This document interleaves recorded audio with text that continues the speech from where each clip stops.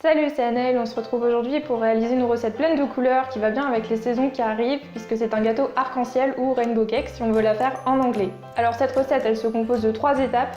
La première étape qui est de réaliser des génoises multicolores, donc une étape où vous pourrez choisir les couleurs que vous voulez pour personnaliser votre gâteau.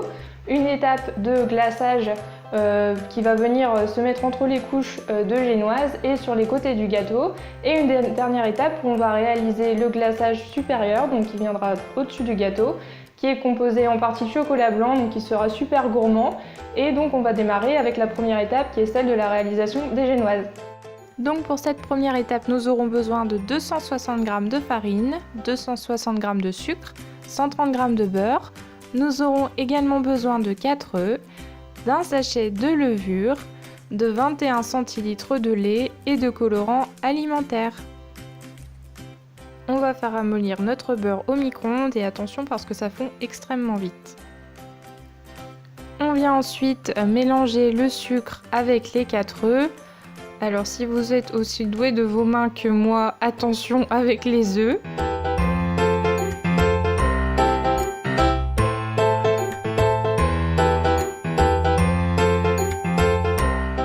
Et donc on mélange le tout jusqu'à ce que notre mélange blanchisse et on vient y ajouter le beurre et on mélange de nouveau.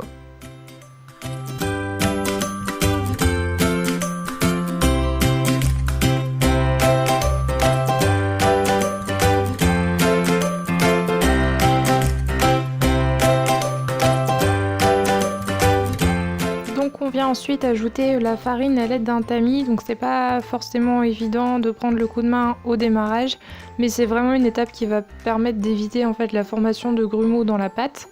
Donc voilà, c'est tout bête, juste placer la farine dans un tamis et secouer.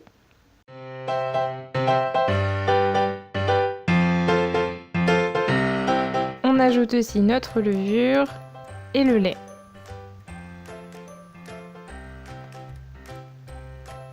Et on est reparti pour un tour de batteur.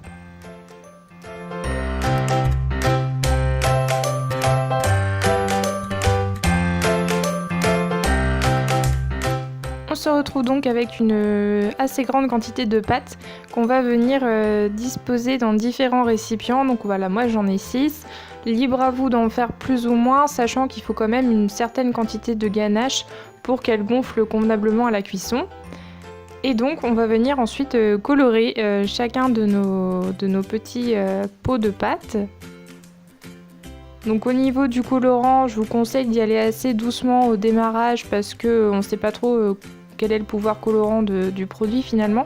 Donc voilà, moi j'ai commencé avec 3 gouttes, j'ai mélangé, j'ai rajouté au fur et à mesure. Sachant en plus que la ganache perd un peu de couleur à la cuisson.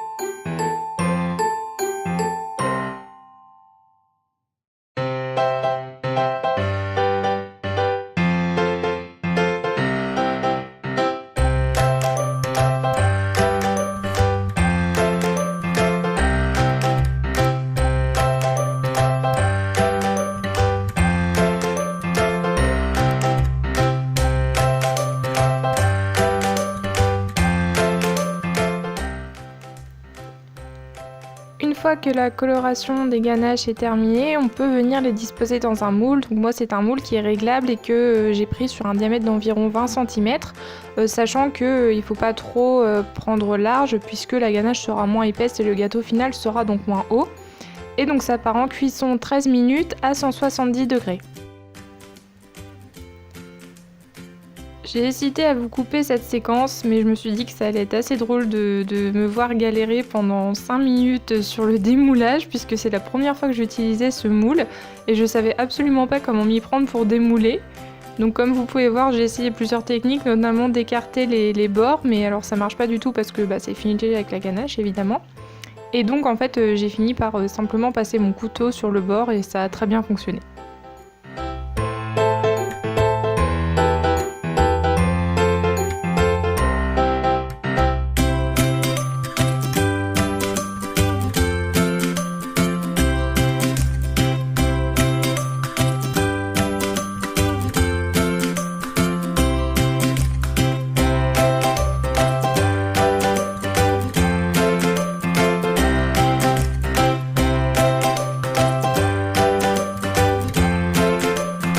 Vous devriez vous retrouver avec 6 ganaches, une violette, une bleue, une verte, une jaune, une orange et une rose. On passe maintenant à l'étape du glaçage entre les couches de gâteau et sur les côtés. Vous aurez donc besoin de 300 g de mascarpone, 220 g de Philadelphia et de 75 g de sucre glace qu'on vient mélanger. Ensuite, rien de plus simple, on vient disposer une couche de ce mélange sur la première couche, donc ici la violette. On l'étale bien, ça n'a pas besoin d'être parfait.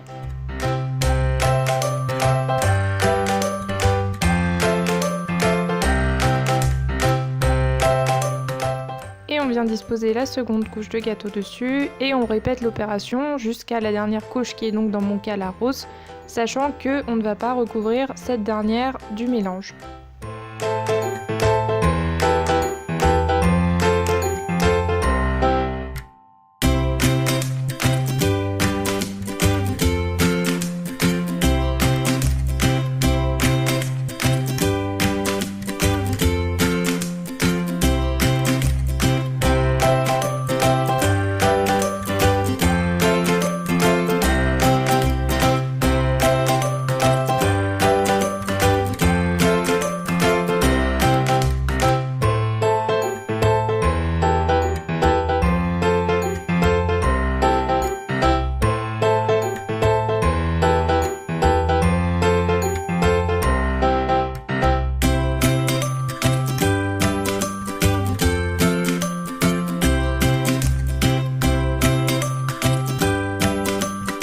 Côté du gâteau, j'ai pas de technique particulière à vous recommander, je suis pas du tout pâtissière à la base. Ce que j'ai fait, c'est que j'ai pris une grosse quantité de pâte que j'ai disposée à l'aide d'une cuillère un peu sur toutes les faces du gâteau et je suis venue étaler à l'aide d'un couteau plat en faisant tourner le gâteau tout simplement. Donc c'est pas tout à fait lisse, c'est pas très régulier, mais à mon sens ça n'a pas besoin de l'aide, faut surtout que ça donne envie et qu'on ait envie de se jeter dessus. Pour le glaçage supérieur, on va venir faire fondre 120 g de chocolat blanc qu'on va mélanger avec 90 g de Philadelphia. Et on va donc venir étaler cette préparation sur le dessus du gâteau, donc la couche rose dans mon cas. Encore une fois, ça n'a pas besoin d'être lisse, ça n'a pas besoin d'être parfait, ça doit surtout être gourmand.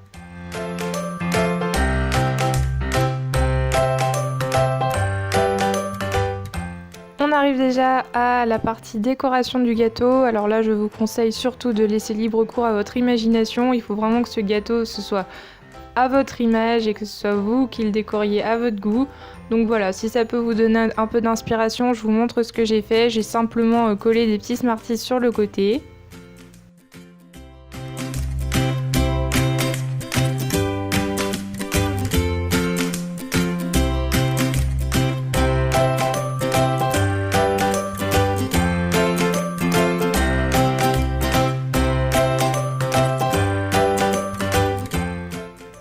Et pour rester à fond dans le thème, je vous laisse découvrir ce que j'ai fait sur le dessus.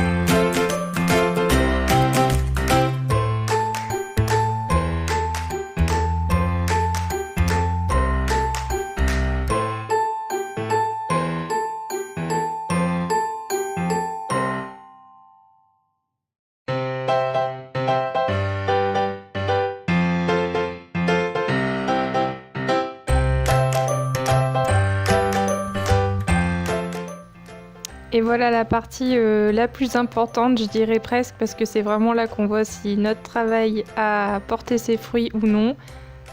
C'est bien pour ça que je coupe cette part très lentement, parce que je vous avoue que j'appréhendais un peu le résultat, même si j'avais déjà fait un rainbow cake avant, voilà, ça remontait à un peu de temps, donc j'étais pas du tout sûre de mon coup.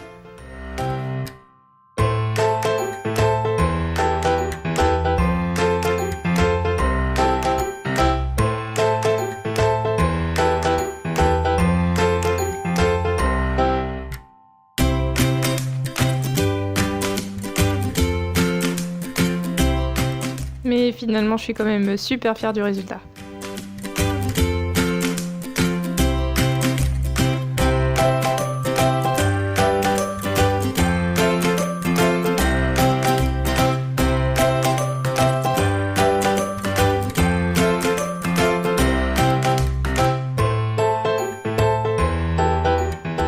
Voilà, cette recette est maintenant terminée. J'espère que vous serez autant amusés que moi à la réaliser. J'espère que vous la dégusterez avec bonheur. Et on se retrouve très vite pour une prochaine vidéo. Bye!